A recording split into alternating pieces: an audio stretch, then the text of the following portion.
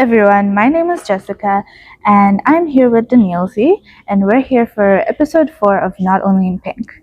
Today's topic is quite interesting. It's feminine freedom of speech, what is too much and what is too little of freedom of speech, because honestly girls are often told really contradictory things when we grow up, like speak up, you can't mumble what you want to say, but you also can't speak too much. At the same time they tell you to be confident, but also don't be too confident, stay humble, be opinionated but remain agreeable. So the question is for us, where exactly is the line of too much and too little?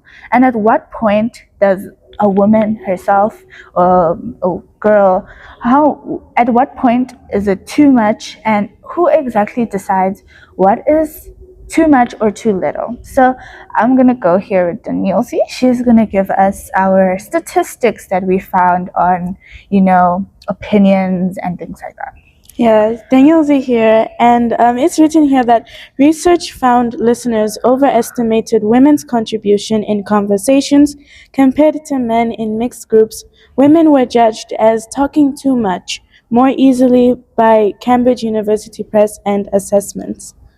Yeah, so as she said, even according to statistics by Cambridge, they even say that women are kind of stereotyped in a way for speaking more. I think also when we think about women, or even older women compared to us, we always think, oh, that one auntie that speaks a lot, or your grandmother, she just talks the whole time. Yes. You're always with her.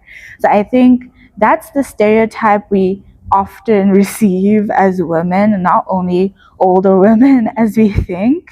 It's sometimes just us ourselves, not even only men thinking about it. We also think about it as we do talk a lot. I do agree. Women do have many conversations to have, but at the same time, it feels like, yeah, we talk too much. At the same time, it feels like we sometimes don't talk enough sometimes.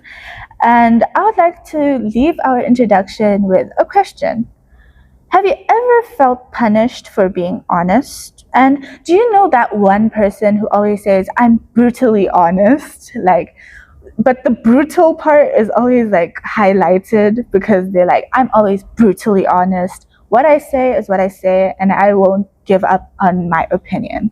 Do you know someone like that?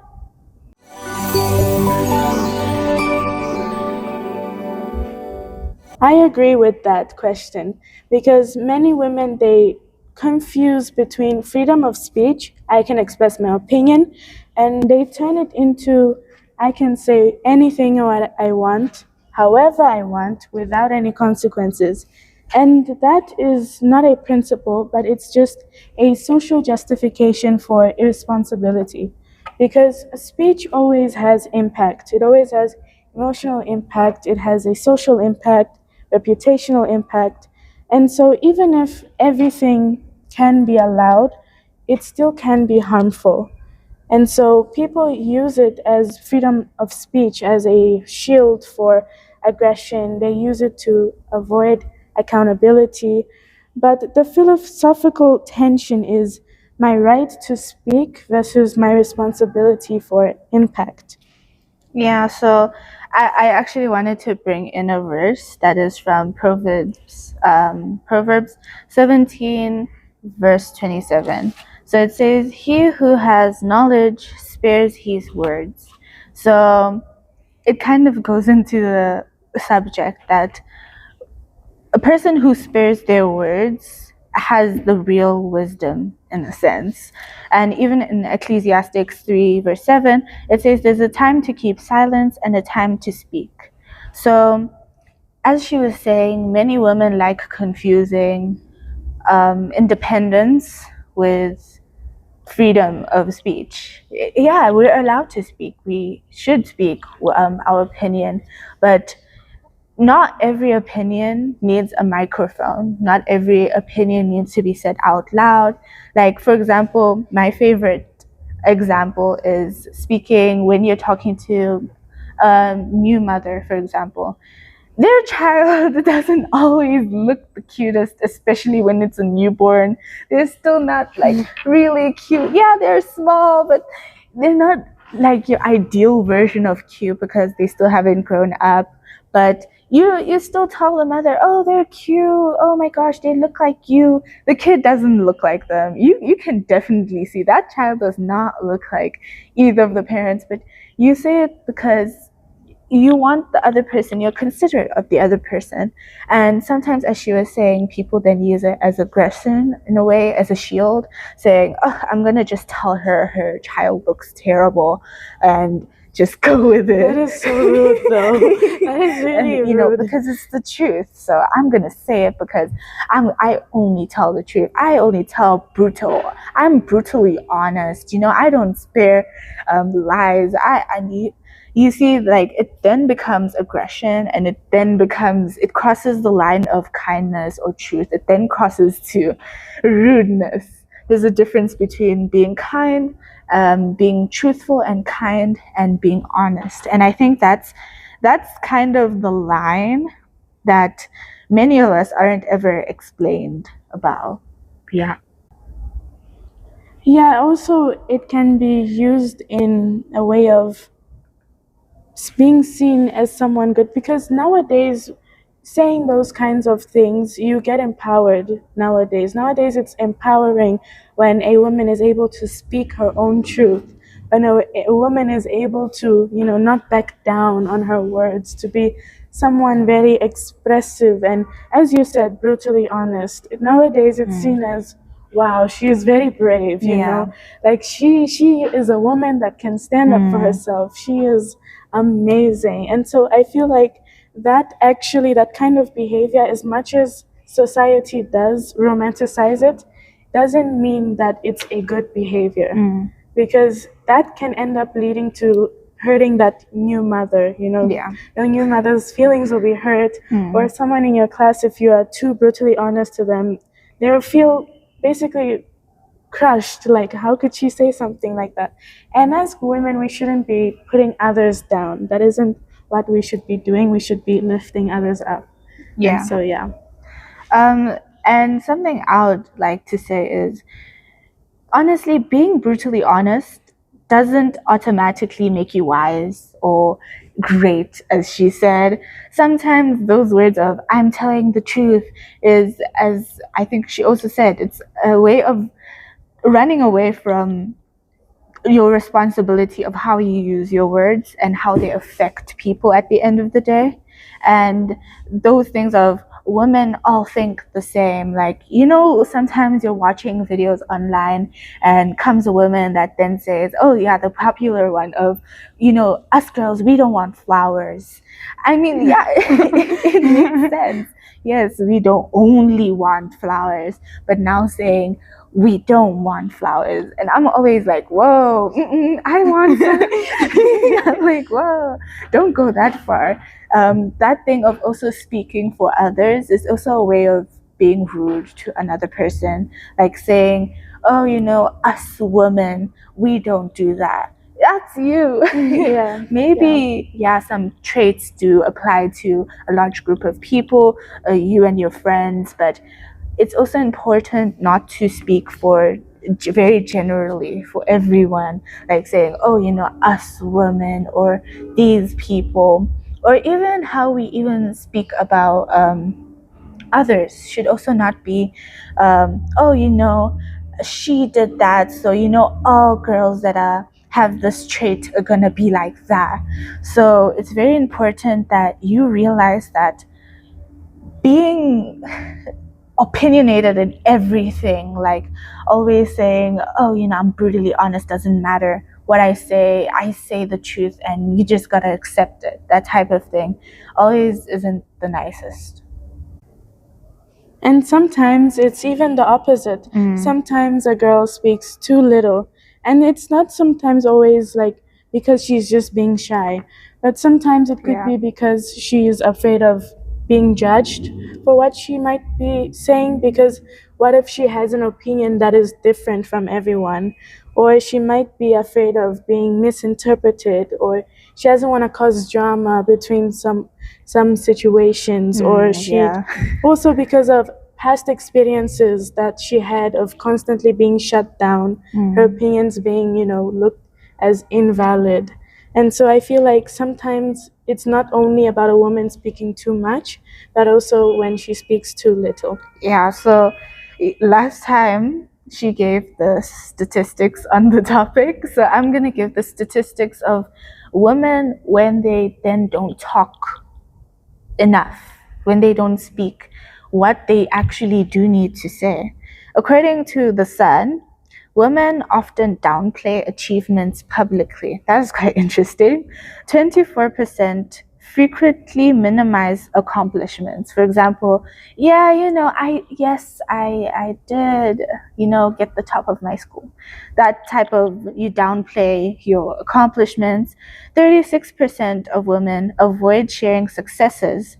42% believe women are judged and more harshly for self-promotion. Because of that, the fear, as she said, of someone's going to be like, oh, you just want to promote yourself. You just want to make sure everyone knows who you are. You're just trying to bring jealousy or something. Then you get that fear of, oh my gosh, if I tell everyone that I got this accomplishment, they're going to think I'm bragging or something like that.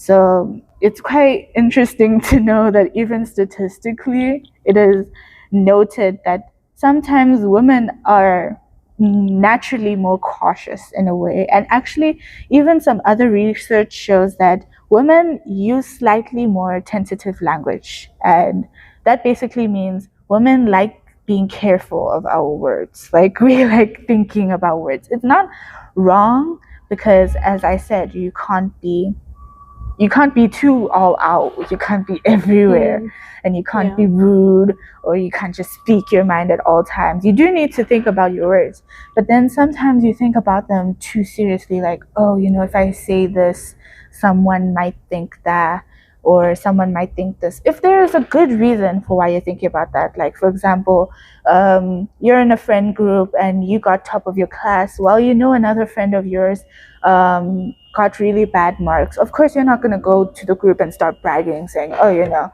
I got top of my class, and and there's that person that they're sad about how their marks weren't that good. Now you're bringing yourself up. So of course you do need to think about your words, but it is quite interesting that women like thinking about their words before. Anything to add on that?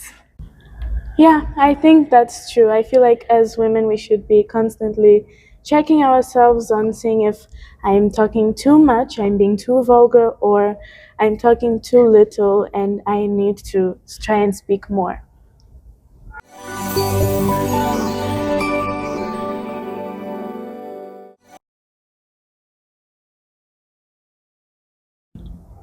Yeah, so with that, we reach our conclusion of the episode. I know it's short, but this will be our new structure. And I would like to bring my verse from Proverbs 31. She opens her mouth with wisdom. That's the part that I want to take. She opens her mouth with wisdom. Especially in Proverbs, I like how wisdom is referred to as a she. It's so interesting. Yeah, it's a woman. that wisdom is a she. So that's very nice, number one. But specifically on the verse in conclusion of everything, I think it's really nice to end it off because it really speaks of the topic we're on. She opens her mouth with wisdom. You shouldn't just speak because it's the moment. You have to open your mouth with wisdom. Don't just not speak because you want to oppress yourself. You do have to speak when you know it's wise to do so. When you know it's not wise to do so, you shouldn't. And something I would like to say is not every silence is an oppression, and not every opinion is a freedom, because many people just think every opinion is my freedom to say so, and that every time you have to keep quiet for somebody else's cause, it's oppression, but it's not always the case. And wisdom always knows when we need to speak, and our maturity is also important because our maturity also knows when not to, because we have experiences with, oh, you remember that one friend, you said something that you didn't realize and it ended up hurting them, or you didn't say something and you ended up regretting it. So maturity is also important, and having a voice and using it well are different things. Yes, having a voice is a privilege because we are in the age that women are allowed to have a voice, women are allowed to speak, and it's a privilege, and we should use it well. Using it well is a separate thing to having a voice. You can have a voice to say bad things, and you can also have a voice to say really good things. So women, yes, we have often been taught to shrink our voices before learning how to use them, but we also do need to learn how to use them properly so that we don't only not hurt others, but we also never hurt ourselves by keeping quiet. Yeah, I definitely agree what she said. I also have a verse, and it is Ephesians 4, verse 29. And it says, "Let no corrupt word proceed out of your mouth, but what is good for necessary edification, that it may impart grace to the hearers." So, what I understood from this verse is that also what you speak, besides not only saying harsh words or abusing the freedom of speech that we have today, but also we have to use our words to uplift others and to encourage others to do well and to help other people instead of just bringing them down and trampling on their feet or stuff. Yeah. So thank you for watching today's episode, the 4th episode of Not Only in Pink. I hope you did enjoy our topic. We both did consider which topic to do today. And if you do want to see our article, by when this is posted, it should be out on Substack. If you do want to check it out, do remember to subscribe, to comment your experiences in this topic, or somebody else you know that went through something similar. And yeah, feel free to give a topic that you would like to know. Share to others that you'd like to also know about the topic, so you can share to others, you can subscribe. Also make sure to read. It's also really nice. I don't know, I like reading. Not everybody likes reading, but I do. Anything to add before we end?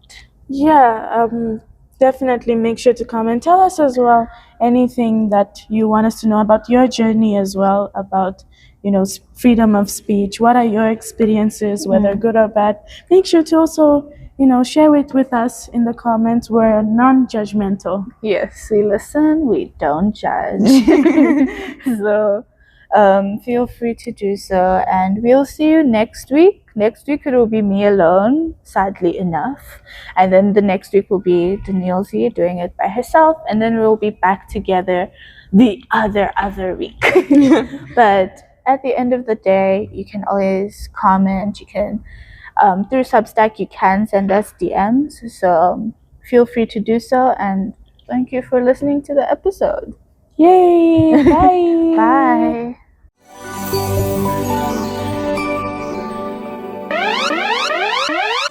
Wait, before you go, I, Jessica, have a little quiz for you. We're introducing the Pink Pop Quiz. How well were you listening to our podcast? We have 10 questions. Make up to keep scores, whether on your phone, on a paper, in your head, whatever. So, question 1. What was the first Bible verse mentioned today? A. Proverbs 16:27. B. Ecclesiastes 3, verse 7. Or C.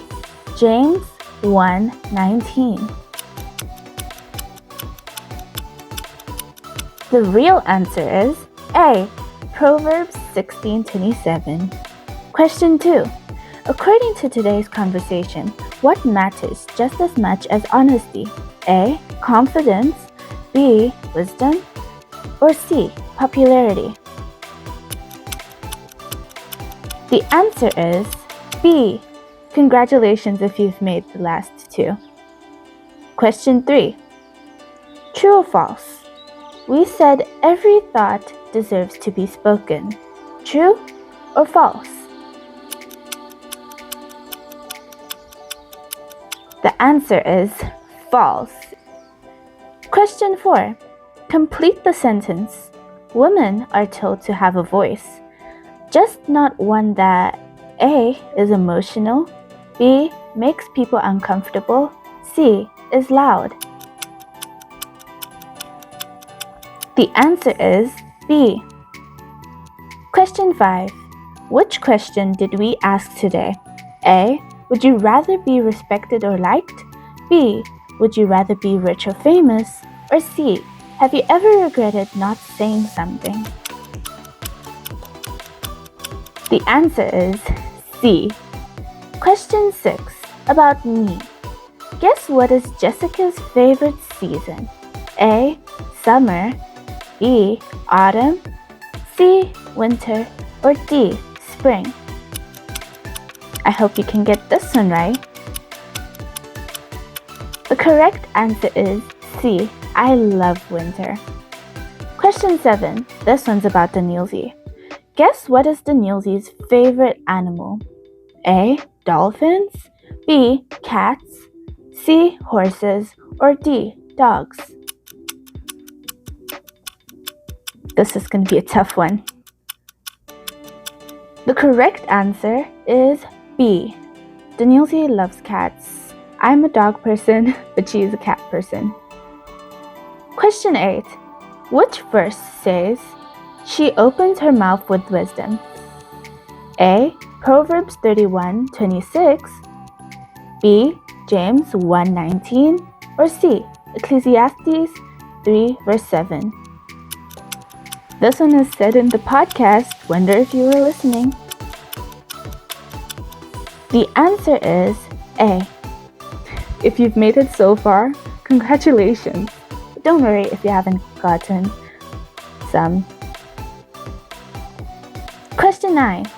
Which aesthetic fits not only in pink best? A. Loud party girl. B. Late night thoughtful conversations. Or C. Chaos and impulsiveness. The correct answer is B.